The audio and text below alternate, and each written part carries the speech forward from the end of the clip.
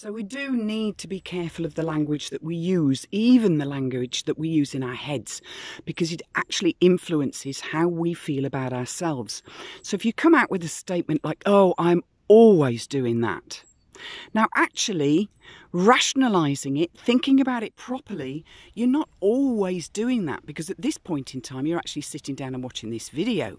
So you're not always, but always sends a very strong message to your brain to be on alert. So anxiety is going to be triggered if you use a word like always in a negative sense.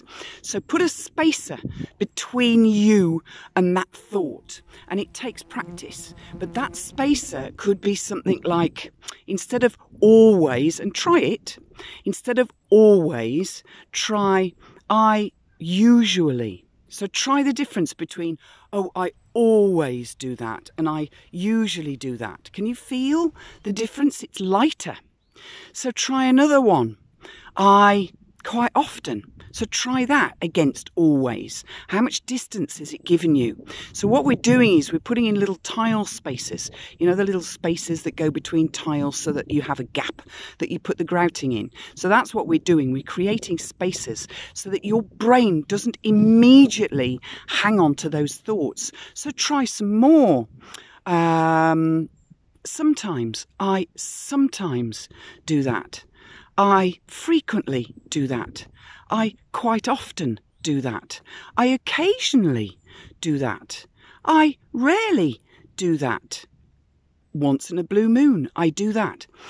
Have a practice. I know you might feel stupid doing this on your own, but try it, because you will actually notice the difference in how your body and your mind reacts to the words that you're using.